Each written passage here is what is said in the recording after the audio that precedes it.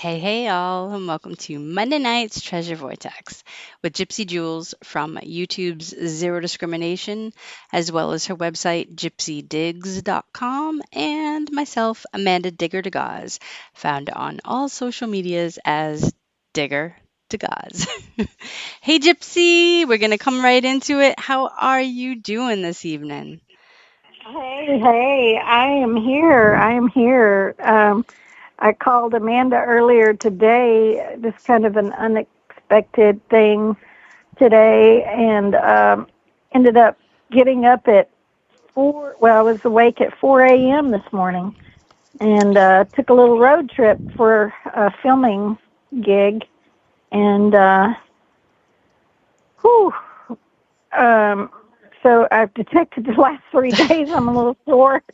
And then been on the road from four. Well, I left the house about 5, and then we started filming about 9, and then I guess we finished up around 2ish, 3. I don't even know what time. And then it was funny. I messaged. I stopped to eat, and I look up on the wall, and there's hanging this. Um, what was it? It was like a Maine representatives or, Maine state representative yeah, from document thing 1880. from 1880, and I immediately took a photo of it, sent it to Amanda, and she was like, "What's that doing in Arkansas?" Yeah. But it's funny how history is everywhere you look, no matter where you go. But yeah, I'm here. I've got a cup of coffee to keep me hopefully awake, Nice, and nice. talk about our treasure adventures. Tell me Haven't about yours. Yeah, we haven't caught up all week, so these make for exciting shows. We were going to have a guest, but then they had on Saturday they figured out that they couldn't make it, and at that point it was too late to try to didn't want to ask anybody too late. So it is just Gypsy and I this evening. But we both did get out this week.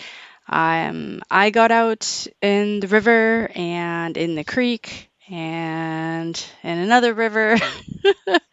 um, and I did all right. I did all right. I posted on Facebook and Instagram. I found this like lady brooch, like it's a figural Ooh, brass copper. She's haven't very seen that yet. She's very pretty, which was exciting. It was actually like the first good thing that came out of the sifter. And a couple black glass morning beads, which actually under a light are red. So I'm pretty excited for Oh, those. And oh, like a then black light or a um, regular light? like a regular light. They look like black glass, but they're But actually, they're really red, dark red. yep, dark red. So Wow. that's, and then yeah, I just keep getting different buckles and different clips. Like I'm gonna end up having to post one because I'm a little stumped on it actually. And that's, I like getting stumped, but it's got a little star and it's got like the teeth like a gator Ooh, clip, but then on both sides of the gator clip are these long pieces that come down. It's a very interesting piece. So I will end up interesting. probably posting a video on that. I tried doing some research on it, can't find anything that looks similar. If you try Google image, it thinks I'm holding like a miniature axe. And I'm like, no, Send me a no, pic. I will. Send me a pic. Um, but Anything yeah, with a star on it, I'm intrigued with because, I lived in the Lone Star State, so um, I don't know, a lot of Lone Star type things um, intrigue me. I don't know. I want to see it. Maybe I can help identify it, but you never know. It doesn't sound like anything I know of or have seen. yeah, it's weird. It's weird. But yeah, I mean, I love finding stuff like that. And then in the creek, I found a whole bunch of bottles. None really that old, none embossed. let's see. Oh, I did find a really pretty, like light blue, cornflower blue Castoria medicine bottle in the creek, but I left that for the property owners that let me The access property the owner? river. Yep, yep, and I actually got to see them. So I was like, "Did you see the blue ink?" And she's like, "It's so, it's so pretty." And I was like, "I have never found a blue ink like that unless it's been dyed by, the ink itself, which usually comes out with the cleaners that we use. But and I'm like, it goes with the bottle I got you last time, and she's like, it does. And I when I pulled out So the she was excited. yeah, yep, they were. And when I pulled out the Castoria bottle, he's like, "Oh, that's a really pretty bottle." I'm like, "Well, I've already got like six of them. I figured I'd take it up and leave it on the table for you." He's like, "Oh, yay!" So, Oh, um, cool. You got some new best friends there, bringing them yeah, treasures. yeah, yeah. I mean, it's it's sad because I am finding so many broken things. There was a very big crock, and I'm slowly pulling up pieces of that. And it's Oh, so I'm like, oh, you know what? I'm gonna start setting the pieces all in one section. So possibly by the time I'm done, doing that, I might have all the pieces. You never know. man. Yeah, you never know. Man, oh gosh, something I can't talk about right now, but uh, with the crockery stuff, but I have never found a whole one. Someday, maybe. No, I haven't either. I think you and I found Bit, like yeah. the beer crocks or the ginger Yeah, beer yeah, crocks. the ginger beer crockware. But yeah, I've never found like the jug crock is what I really want to find. Or I would love to find a big giant butter churn or something like that. That would be awesome. Yeah, that would be really cool. Well, he was telling me when they were first putting in the dock, the river was so low that he pulled up a spittoon, and it's all like decorative and the Oh, stand. decorative. Yep. Yep. I was like, "Oh, that's so." He's like, "Just from right there," and pointed behind me, and I'm like, "Ah." I haven't even Ah, gotten to that section yet. Like I'm slowly working down that way, but I'm trying to also save it. You know what I mean? Like yeah, yeah, it's one of that's those funny. deals. I would love to dig a spittoon. I've never dug one. I've seen a few dug before, but a decorative one. My Hmm. granddad used to use one. I always thought they were there, spit in them, Yep. but I don't know. It would be cool to find one, I think. I would love it. I'm What, laughing. what an ORH, Bill just wrote he found a croc floating in the river today. He'd guess it was a men's size 10 or so. Oh, I can't tell you how many crocs I've seen floating down the river when hunting in Guadalupe. I was gonna But say, do they wear them while they're out like some floating? do, Yeah. yeah, because they're kind of, like almost like a flip flop, Yeah, you slip know, on. slip on. I don't know. I've never tried a croc. It hasn't Oh, you been. know, they're No. lightweight. You know those boots that I got when I went to the Netherlands? They have the material feel like a croc. They just don't have the holes in them.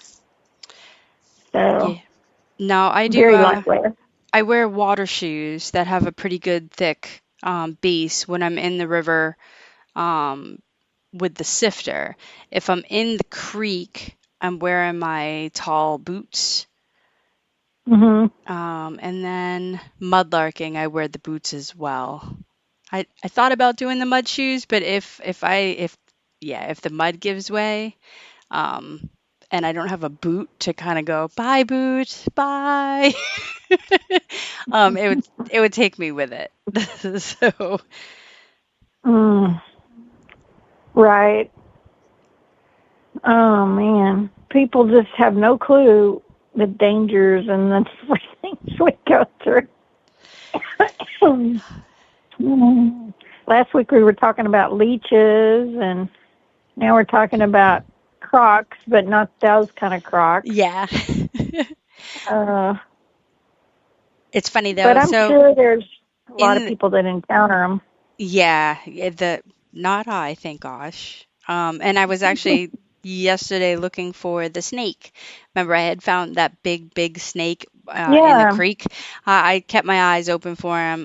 There was a blue crane, no, blue heron hanging in the Karen. creek. Yeah, so saw him, and that was it. Yeah, no other. Lots of little fishies. Seeing a lot of fishies. Mm, cool. No leeches. Yeah, no leeches. I didn't see them this weekend or this past That's week. good. Yeah, yeah. Again, I'm wearing material that they can't get through, so they can try all they want. I am not. I think it's because when I was little and in the summer we'd go to lakes and stuff like that that had leeches, and Uh-huh. when you don't know about leeches and you're little and all of a sudden you've got all these Right, things stuck to you, yeah, there's right. at that point they're as bad as ticks. Like I don't like any of that. That's good. Well, I've been in several meetings this week because our the people that were listening last week. I know you and I've talked a little bit about it, but I'm going to Roatan. I'm leaving on the Mm. 10th, and Roatan Island, which is part of Honduras, the Caribbean islands, and it is a film project and treasure project, so it'll be a big adventure for me, and I'm really, really excited about it. But they said the biggest thing that you have to worry about there is actually the sand fleas, and I know you and I have discussed it. They said whatever you do, like in the touristy area, like where we're staying, don't lay on those beach chairs.